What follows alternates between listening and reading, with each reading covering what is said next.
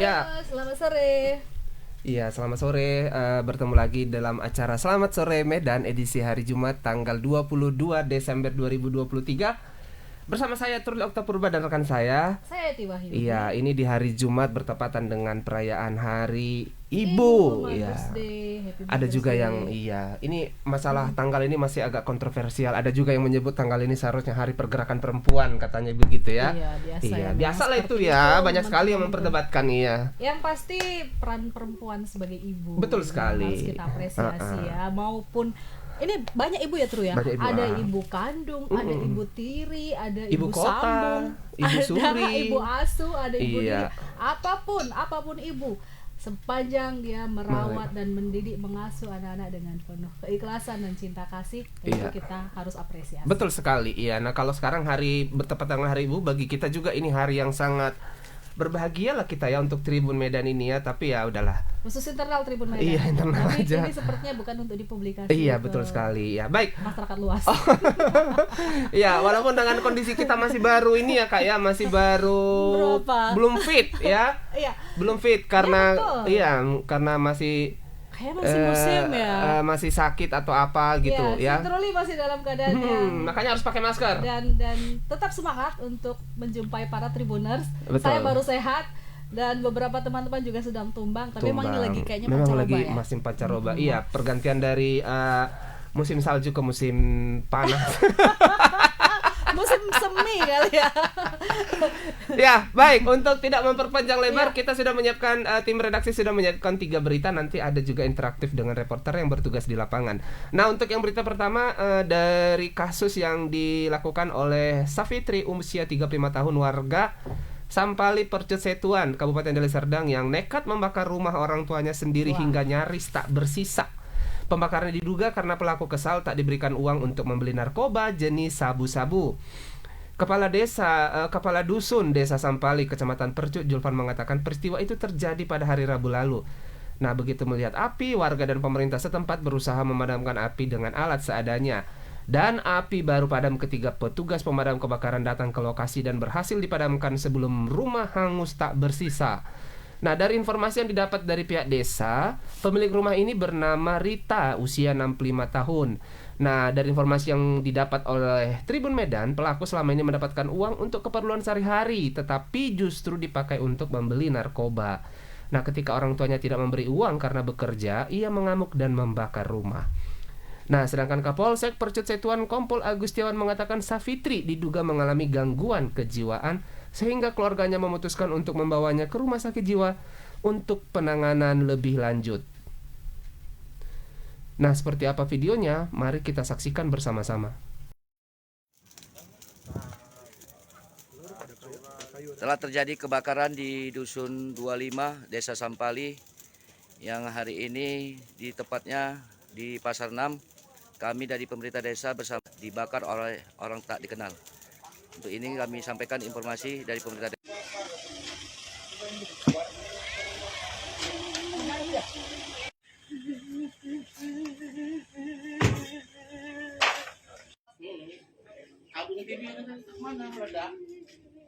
Saya sendiri yang mungkin di mana hatinya ikut. Udah tinggal bawa orang aja dulu. Memang dia aku yang nyabu bu, itu pak, tukang nyabu dia. Gak bisa diatur itu pak, betul. Dia gila nyabu, udah gila nyabu. Masuk kau di penjara dulu kau ya, biar sadar kau ya. Nyesal kau? Nyesal? Hadir. Pelakunya bernama Safitri, berumur sekitar 35 tahun. Safitri ini hubungannya anak kandung dari korban yang rumahnya dibakar. Informasi yang kita interogasi sementara oleh pihak terduga bahwasanya beliau kesel karena selama ini beliau disantunin sama mamanya untuk uang untuk keperluannya sehari-hari. Uang tersebut digunakan untuk membeli narkoba. Oh, artinya dia tadi karena tidak diberi uang karena itu, Ya, Pak? kesel dia. Dari interogasi yang kami dapat dari terduga. Nah, itu tadi tayangan video anak yang membakar rumah orang tuanya. Untuk melihat seperti apa perkembangan kasus ini sekarang, kita sudah terhubung dengan reporter Tribun Medan, Freddy. Selamat sore, Freddy. Ya, halo selamat sore Bang Truli Iya. dan Kak Eti. Nah, bagaimana sekarang perkembangan dari Safitri? Kabarnya akan dibawa ke rumah sakit jiwa. Iya. Apakah sudah dibawa dan bagaimana ini anak Hasil. orang tuanya sekarang gitu tinggal di mana dan bagaimana? Silahkan. Iya Bang, jadi per hari ini Safitri itu kan sebelumnya sudah diamankan ya di Polsek Percut Setuan dari hari Rabu sore sampai dengan hari ini. Jadi tadi itu informasi yang kita dapatkan itu sudah dibawa ke dinas sosial gitu. Nah, di dinas sosial inilah nanti akan dilakukan observasi pemeriksaan kejiwaan Safitri. Nah, jika memang ternyata dia mengalami gangguan jiwa, maka itu akan dipindahkan lagi dari dinas sosial ke rumah sakit jiwa gitu. Karena kan seperti yang kita lihat itu dia memang benar-benar seperti yang orang mengalami gangguan kejiwaan ya, tadi lidahnya terus dijulur-julurkan dan berbagai tingkah lakunya yang berbeda dari orang biasa gitu Bang. Jadi dibawa ke kantor dinas sosial untuk dilakukan observasi Bang. Itu bukan karena Oh iya. Nah, untuk orang tuanya sendiri bagaimana sekarang? Ini kan rumahnya sudah terbakar gitu ya. Sudah ada informasi tinggal di mana sekarang orang tuanya?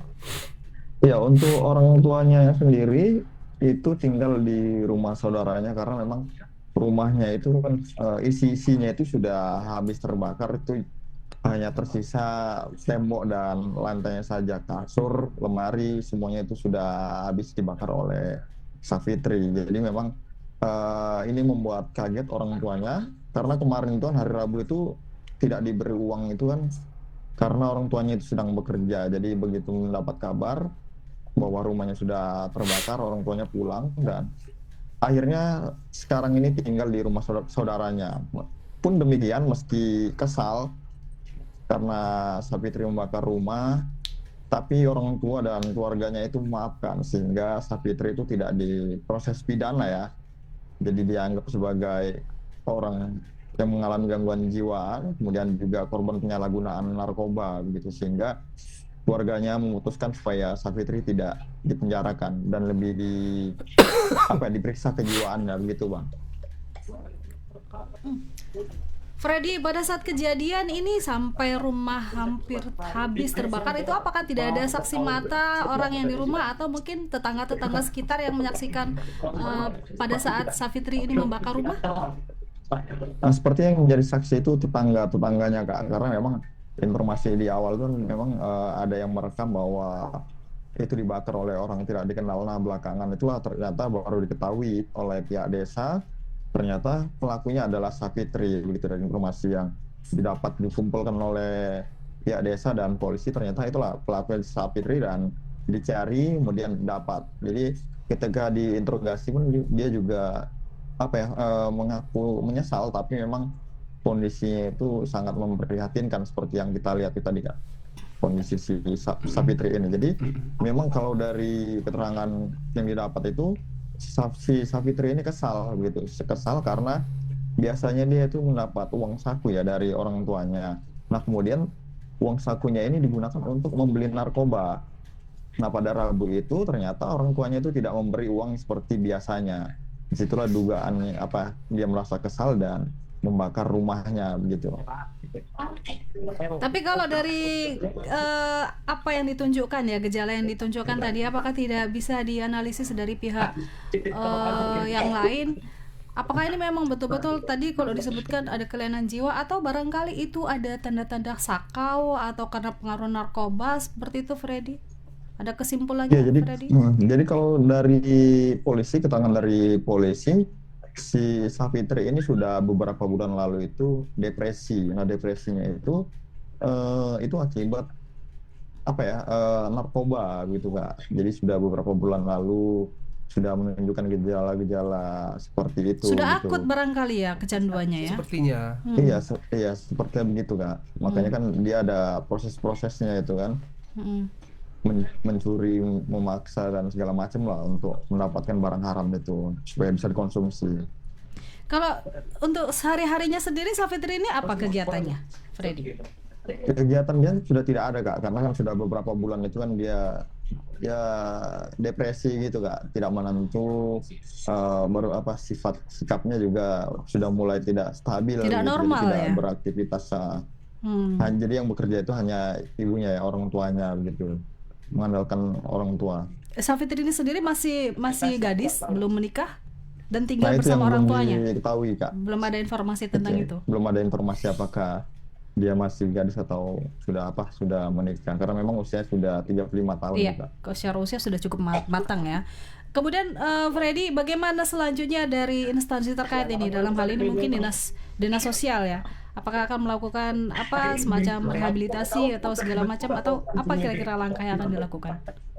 Nah, tahap awalnya itu dibawa ke dinas sosial dulu Kak. Nah, ini kemungkinan ini kan karena juga sudah mau masuk hari libur, makanya ditaruh di dinas sosial dulu. Nanti setelah itu baru nanti didatangkan dokter dari rumah sakit jiwa nanti untuk diobservasi dan dites lah apakah benar dia mengalami gangguan jiwa. Nah, kalau benar gangguan jiwa, dia nanti akan dipindahkan lagi ke rumah sakit jiwa. Tapi memang apabila tidak, itu tergantung dari keluarganya, karena keluarganya sendiri juga sudah tidak keberatan. Maksudnya kemauan keluarga supaya tidak dipenjara atau dipidana lah gitu apabila ternyata tidak gangguan jiwa. Nah, kemungkinan akan direhabilitasi narkoba nanti jika memang tidak gangguan jiwa. Oke lah. Oke. Oke lah Freddy, terima kasih. Memang luar biasa dampak dari narkoba ini ya, dari mulai kriminal segala macam ya, ujung-ujungnya pasti meresahkan ya. Iya, betul Meresahkan. Ya, terima kasih Kak. Paling Bang. resah itu keluarganya ya. Betul sekali ya. Freddy, terima kasih untuk laporannya. Oke, Truli, kita Siap, akan lanjut lanjut ke ke laporan yang kedua. Kali ini bagi Anda yang mungkin akan melakukan mudik menggunakan jalan tol ya, karena ada informasi kalau pintu tol Sinaksak Kabupaten Simalungun akhirnya dibuka untuk menghadapi arus mudik dan liburan Nataru 2024. Pintu tol ini akan digratiskan bagi pengendara yang memanfaatkan ruas tol antara Tebing Tinggi Sinaksak Kabupaten Simalungun mulai 22 Desember 2023 sampai 10 Januari 2024. Pimpinan proyek tol Sinaksak dari PT Hutama Marga Waskita Imam Jumi Sutowo menyampaikan ruas tol Tebing Tinggi Sinaksak akan gratis, namun para pengendara diwajibkan tetap memiliki kartu tol dan sejenisnya. Adapun untuk akses tol, apa ini maksudnya? Hembusan dadi. Mungkin ada yang tipu ini ya. Tebing Tinggi ke Sinaksak Kabupaten Simalungun selama momen Nataru ini gratis alias non tarif, sehingga saldo yang dihitung hanyalah Tebing Tinggi Medan dan sebaliknya. PT Hutama Marga Waskita akan membuka pintu tol selama 24 jam. Namun, pihak tol juga akan tetap berkoordinasi dengan Pospam Operasi Lilin Toba yang ada di Kabupaten Simalungun secara situasional. Baik, Tribuners, kita saksikan dulu seperti apa persiapan dan kondisi jalan tol di Sinaksak ini. Mari kita saksikan.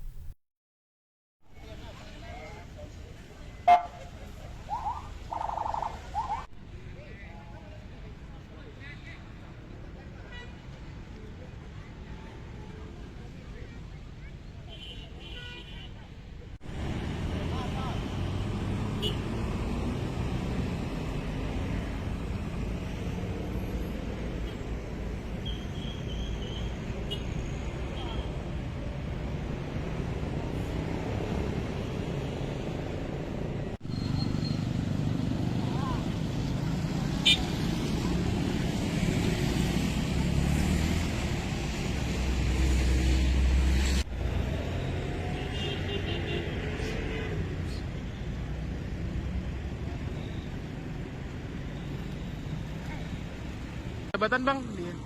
Imam Juni Sutowo, saya selaku tim pro ruas Tebing Tinggi Sinaksak. Bang, nanti ketentuan pintu masuk di tol Sinaksak ini seperti apa Bang? Jadi gini, polanya kita tetap kayak operasional. Kita keluar masuk, pulang pergi kita harus tapping di situ. Karena ini kita terkoneksi dengan ruas tol yang lain di Medan Raya. Jadi harus bertransaksi, tapi kita non tarif. Berarti tarifnya dihitung antara Tebing Tinggi dan Medan Raya, begitu Bang? Kita berlakukan non tarif dari ruas Sinaksak ini menuju Tebing Tinggi. Oh. Setelah itu bertarif ke arah Medan. Oke, makasih. Ya, Tribuners, untuk selanjutnya informasi paling terkini kita akan terhubung dengan reporter yang ada di lapangan dengan Alija. Alija. Center. Ya, selamat sore Kak Iti dan Bang Truli. Ya, selamat sore. Itu rambut udah agak gondrong ya. Oh iya Kak.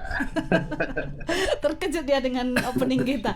Gimana Alija, cerita tentang Tol Sinaksak ini? Karena kemarin sempat tertunda ya, seharusnya tanggal 20 ya kalau nggak salah ya. Iya Kak. Ah. Jadi tadi dari pihak pemerintah Kabupaten Simalungun bersama dengan Forkopimda lain seperti Polres dan Kodim Simalungun, kemudian pihak dari tol, utama Marga Waskita, memastikan bahwasanya setelah Jumat siang tadi akses tol bisa dilayani Kak ya, bisa dibuka sampai ke Medan.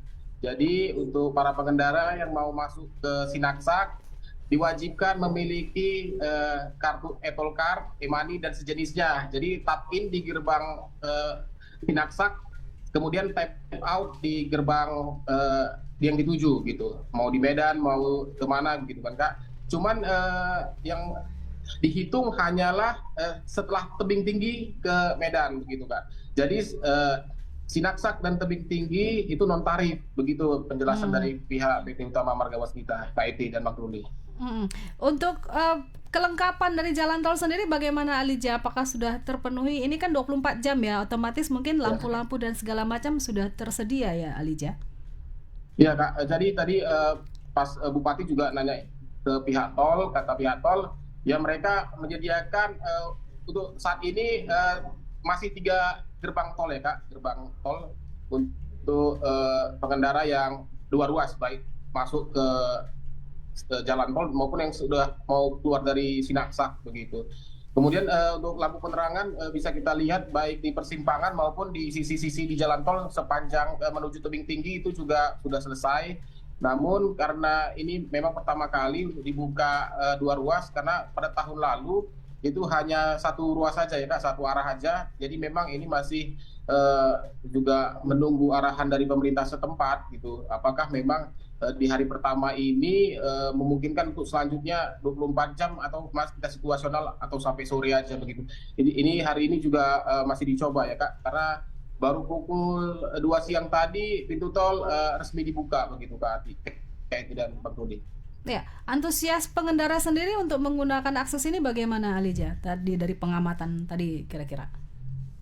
Ya, banyak pengendara memang sebelumnya kan tanggal 20 ya Kak. Jadi media sosial juga mengumumkan tanggal 20 pintu tol dibuka, tapi keluarnya gimana? Nah, kita baru dapat info dari surat edarannya Kementerian PT Utama Marga Waskita maksudnya, itu baru hari ini begitu. Hari ini dibuka, mungkin seiring berjalannya waktu baru sosialisasi ya. Banyak juga warga pengendara yang belum tahu gitu, ini pintu tolnya keluarnya di mana nanti begitu Kak. Dan karena sebelumnya juga orang yang memanfaatkan pintu tol ini tidak memakai e-tol ya Kak, e-tol card ya. Nah, sementara untuk memanfaatkan layanan ini walaupun gratis, dia harus mempunyai e-tol card begitu Kak. Untuk membuka apa itu portal itu mungkin ya? Iya Kak, jadi sudah ada portal ya Kak. Jadi 3 portal ya, 3 gerbang itu baik dari arah Siantar menuju Sinaksak maupun sebaliknya sudah memakai kartu untuk di tap in ataupun tap out begitu Kak, ini tidak boleh. Oke, kalau dari pihak tol sendiri ini kan sampai tanggal 10 Januari ya. Ya. Kira-kira ini setelah uji coba ini kapan yang akan dibuka secara permanen begitu kira-kira Alija? Apakah ada informasinya? Tadi dalam pembicaraan juga dengan Bupati katanya setelah ini kemudian 1 bulan, nah rencananya di bulan Februari kemungkinan akan dibuka secara umum Kak. Tapi sebagai informasi juga ruas tol tebing tinggi menuju Serbelawan itu sudah progres konstruksi sudah 100%, dari Serbelawan ke Pematang Siantar ke Sinaksak itu juga sudah 100%, kemudian ke Simpang 2 itu hanya 0, sekian persen lagi untuk pembebasan lahan Kak. Jadi untuk Sinaksak kemungkinan di Februari sepertinya untuk dibuka itu lebih memungkinkan dibanding ke Simpang 2 Pematang Siantar begitu Kak. Berarti artinya kalaupun dibuka nanti ini untuk Desember ini itu fungsional masih ya. Nanti setelah mungkin tahun baru ditutup lagi ya. Seperti itu kira-kira. Ya, 1 bulan. Ya, 1 bulan Bang Rudi setelah ini selesai kemungkinan di bulan 2 akan dibuka untuk umum gitu Bang Tuli dan Kak Edi. Oke. Oke, Alija, untuk jalan reguler ya, selain tol ini dengan dibukanya akses artinya kan ada alternatif. Kira-kira berpengaruh tidak? Atau memang sebetulnya jalur ini tidak terlalu ramai jalur regulernya? Apakah ini bisa mengurai kemacetan atau biasa saja? Mungkin bisa dijelaskan Alija sebagai perbandingan. Kak, tadi Bupati juga Kak, tadi Bupati juga dengan Dandim kemudian dengan Polres juga melihat kemungkinan potensi crowded di Cinaksak ya Kak, karena di persimpangan ini di jalan umumnya itu agak penyempitan, kemudian masih di dekat sekitaran dari sini tuh banyak keluar masuk truk termasuk ada SPBU. Jadi memang sistem penjagaan di sini lebih istimewa pospamnya karena kerja 24 jam dibanding pospam yang lain.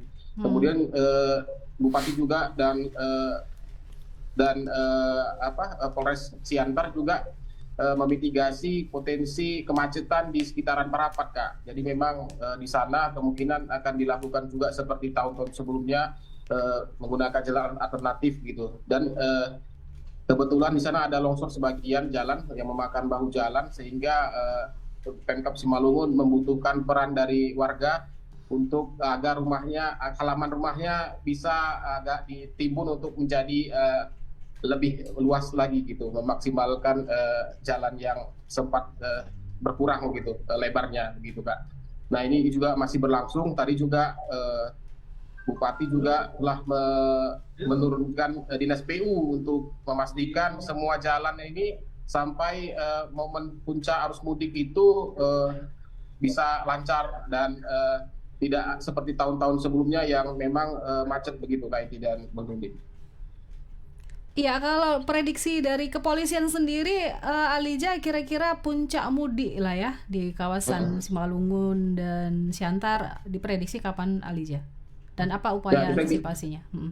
Ya Kak, diprediksi tanggal 22 sama tanggal 23 ini, kemudian di tanggal 28, 29 untuk kembali tahun baru ya Kak, dan tanggal 4 dan 5 di mana harus mudik setelah tahun baru. Nah, tiga momentum ini memang lagi diperhatikan oleh Dinas Perhubungan Kabupaten Simalungun juga, karena memang biasanya gitu ya di Danau Toba itu di tanggal 31, 12 itu memang sedang rame-ramenya begitu Kak. Banyak kendaraan-kendaraan juga roda 2 yang lebih mendominasi, sehingga Dinas Perhubungan juga sudah meminta izin oleh beberapa perhotelan yang memiliki lahan lebih luas untuk bisa memberikan ruang untuk parkir begitu Kak Edi dan Bang Tuli.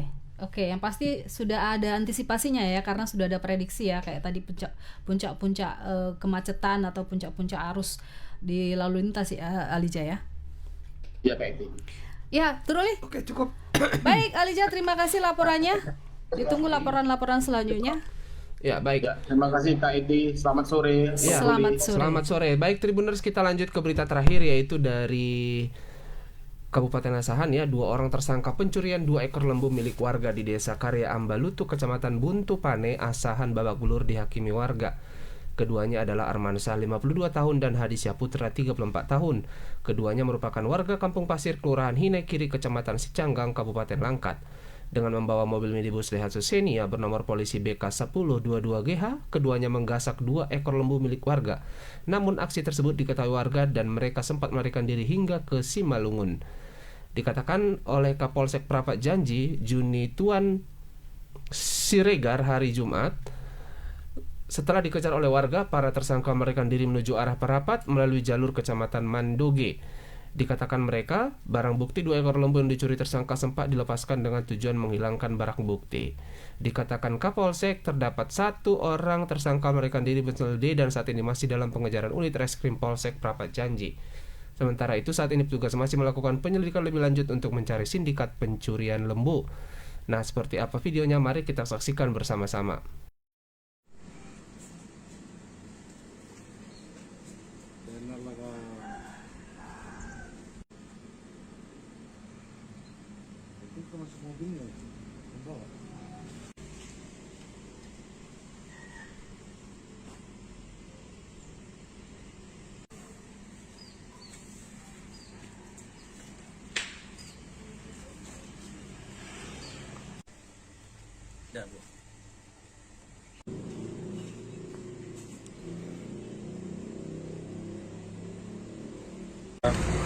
Diperkirakan sekira pukul 19.00 WIB yang terjadi di